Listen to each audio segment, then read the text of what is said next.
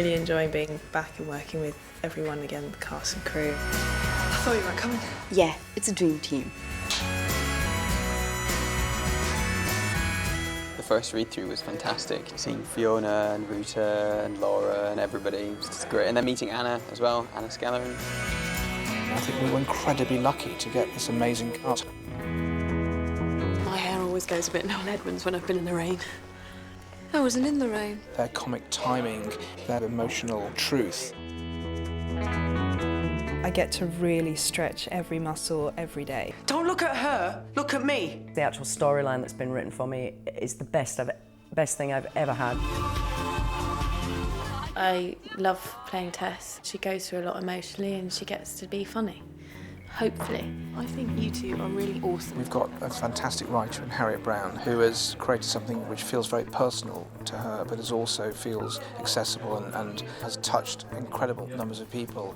I kind of cried when I watched the first series and I was so into it. Are those boob prints? C-cups, I reckon. We work very hard to mix comedy and tragedy. Very good characters and very compelling storylines. They can be very rude and they can be very irreverent. They can have huge arguments and conflicts. You think this is okay, do you? But you always get a sense that they are real people struggling with problems that matter to them. Been looking for you. Work and dating and love and commitment, fidelity and death. Just things that anybody can relate to, and I think whether you're gay or straight, it's not about that. It's just about people. There's a real sense of optimism when Series 2 starts. It opens with us coming back from a holiday in Rio. Anxious Frankie, waiting to see what Kat wants to do. She's making a concerted effort to be more grown up and really prove to Kat that she could be the woman that she could be with. I can't leave Sam. Yeah, you told me that yesterday. We could still see each other. She's in love with both of these women, and I think she's, more drawn to the security and the long-term, possibly civil partnership with Sam.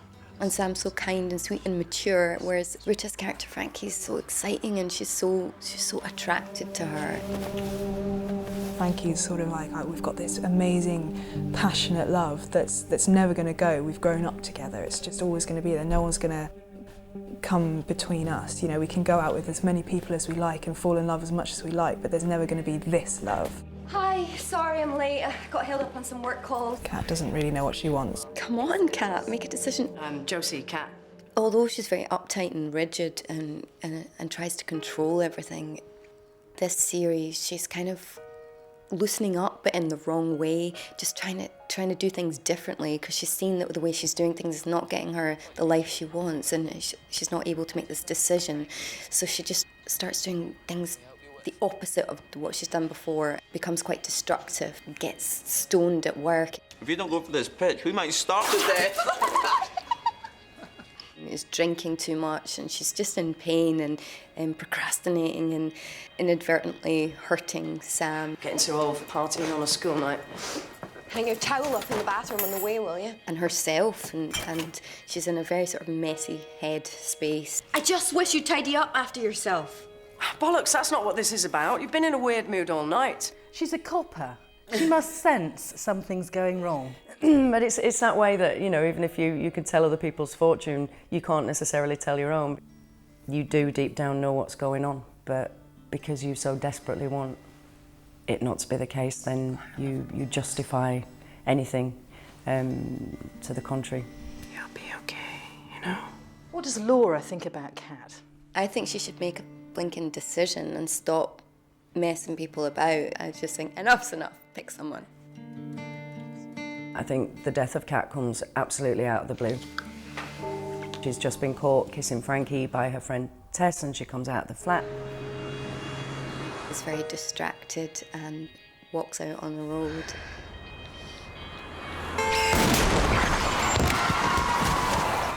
You're just like, you kind of don't believe it's happened. She dies. It's like all your indecision and worry and pain was for nothing because you're dead now. And forever then the show's changed. It was quite sort of haunting day. Everybody was in a sort of funny mood when we were shooting that scene, and everybody was being really careful when they were crossing the road. And then I had to spend like a couple of hours in a coffin the other day, you know, try not to breathe. I was trying to use it as like a spiritual exercise, but I ended up just like really panicking, like, get me the fuck out. Like in my head I was just like, But apparently it looked really calm. And then that night I dreamed that I had 12 breaths left to live. Why have you killed off one of the main characters? We had issues with actor availability, so we realised that we weren't going to have Ruta or Laura for the whole of the series. So obviously I was very sad about that. It presented me with a big challenge, but it also presented me with big dramatic opportunities. It's important in any series, and kudos, we've done this before with Spooks, that we do refresh the storylines and we do refresh the characters. Is this everything? Yeah, I don't like clutter. I had always known that Kat was going to have a terrible time of it trying to choose between Frankie and Sam, and that she would end up with neither of them. In a way, her death allowed me to explore all of that really fully. 1, 2, 3, 1. I liked the fact that at the point that she dies, Sam and Frankie don't know who she would have chosen, and indeed the audience don't know who she would have chosen. Change, I'm going to call it. Okay, well done ladies, time of death, 1811. It all changes from the moment that Sam sees the doctor say time of death. It was really difficult to take yourself to the point of what would that level of grief and shock be to lose a partner so suddenly. Just tell me where she is. She died from me. What? She's dead. She's lost her entire world and she wasn't there. She wasn't even there to say goodbye, hold her hand, which is why she goes to the funeral parlour. Losing Kat is just losing herself completely. If she wasn't with me, she'd still be at work. She'd be alive. Having also the guilt of knowing that she had a hand in what happened completely throws her off the rails again. All the work she's done to be a better person, to grow up a bit, is just completely gone because she's got no one to do it for now.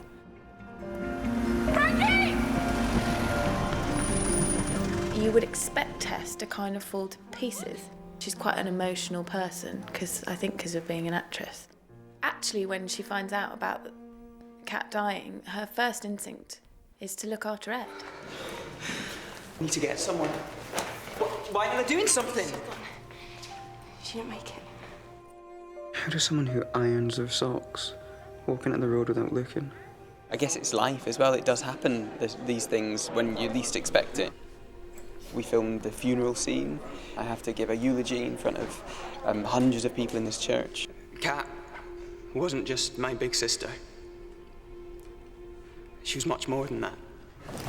For Frankie, she didn't want to go to the funeral because she can't believe that Kat's truly gone. But Sadie kind of makes her realise that she's going to regret it. It's only the one time that you can go to these things, but she goes and she does regret it because she just can't handle it at that point in time. Everyone grieves in a different way and she just can't quite let her go. And why doesn't she tell Sam that they had an affair? It was not going to bring Kat back. Are you fucking her? No.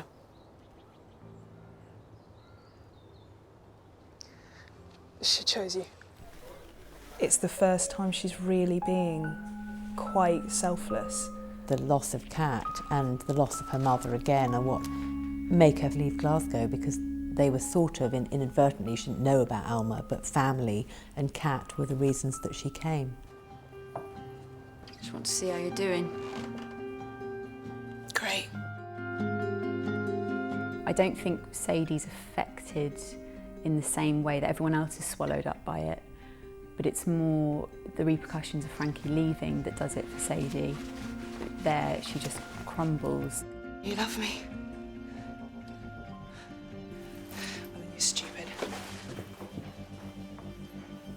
she is in love with Frankie. You do know anything you say in here is confidential.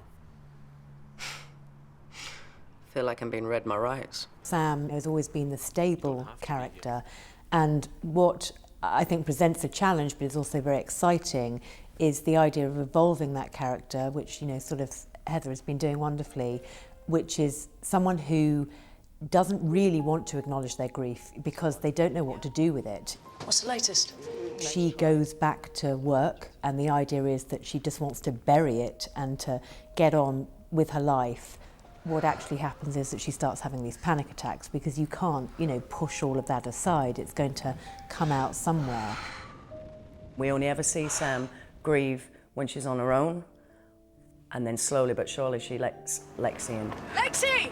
Lexi's the only other person that sees what's going on, and that's where the connection with those two characters comes. You're still not sleeping? No. She's there for everyone else, and she tries to be really strong for everyone after what happens with Kat, and tries to keep everyone together. She's quite intuitive. I think she's very good at sensing how to react to people.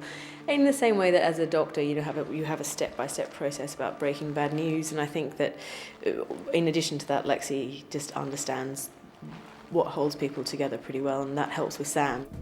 If you go in there, you're not going to feel any better. And you'll make an already devastated man a lot worse. From that moment when she sees her at the hospital and she doesn't tell anyone else, they have a connection. Thank you for the other day. It's nice that Sam actually has someone around who's stronger than her. Tess blames herself, basically because Kat dies pretty much straight after Tess caught them together, and so Tess in her head has gone, well, it's because, you know, I caught them and she was in a fluster, so she walked out in the road without thinking.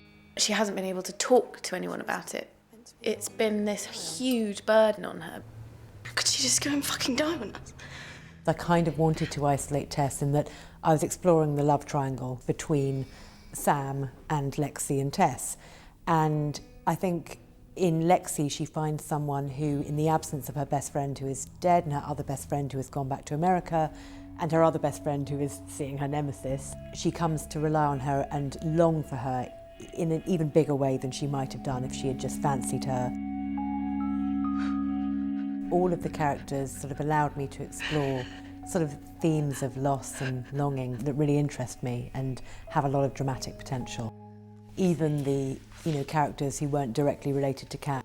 Someone like Hugh, who is trying to get over, you know, the loss of his wife.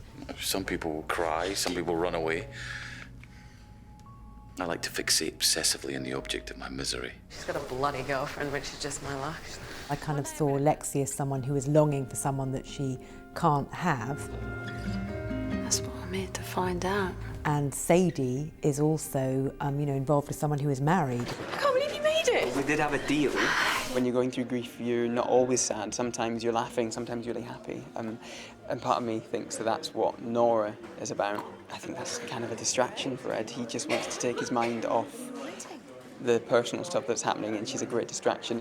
When people are down on their luck or grieving, they sort of put themselves in situations or things evolve that actually are tragicomic. I think I know how you felt when your ex-wife took your dog. I think the comedy is still there in Tess's relationship with Hugh. And also, of course, even though she's having a very painful time with Nora, it's also very funny to watch someone behaving that badly and Tess struggling with it. Oh, I'm sorry, I'm so weak.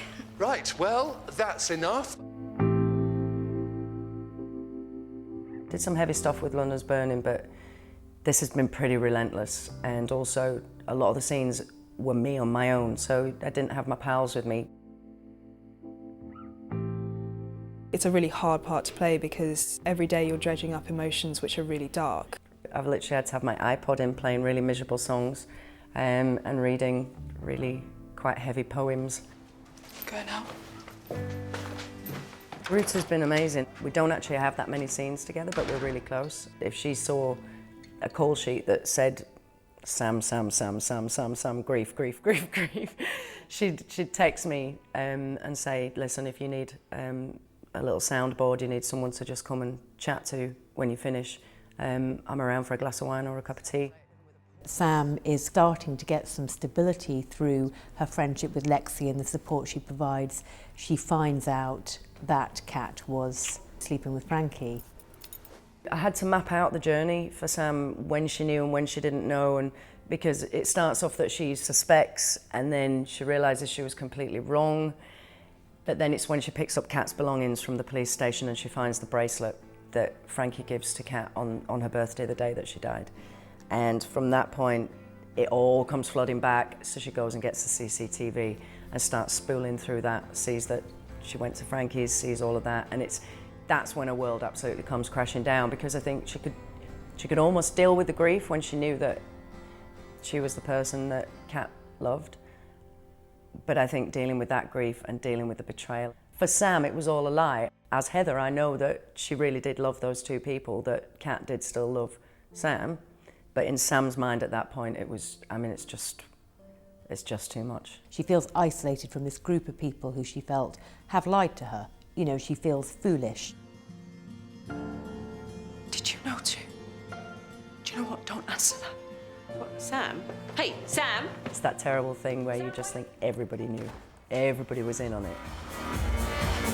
I think that it takes her down into a dark place that, you know, she wouldn't otherwise have gone to, because she is grappling with these things and feeling lots of emotions she probably hasn't felt before, always having been someone who is quite in control, and that makes her go even more out of control. I think at the point where she's not listening to Ryder and where she's taking the drugs, she just wants to lose herself because she just can't cope. She's had anonymous sex, turned up at work, gone for a drugs raid. Her partner's then almost killed. I need an ambulance around the back of the warehouse as soon as possible. The actual time scale within it is about 36 hours, and it's just, yeah. It's been a lot to get my head around. It was a bad day at the office. Right at the end, there's just one scene where Sam's looking in a mirror, and we made the choice that it's not breaking down in tears or anything, it's the shakes, where I, in my head, thought it's borderline nervous breakdown, where it's too big to cry. It's just, and that's when she makes the call to Lexi. I think she knows she's at a dangerous level. I think it's ironic that the thing that releases her ultimately is also the thing that torments her, because of course by finding out that Kat always loved someone else too, and I think she deep down knew that in a way, and this sort of confirmed it, it allows her to move on. It allows her to sort of take Kat off that pedestal. God! It is terribly sad, but there is hope. The scene at the end is so beautiful, where it comes out of Sam saying, I don't know, I can't trust anyone anymore. I don't know who to trust. You can trust me. And Lexi says you can trust me. Yeah.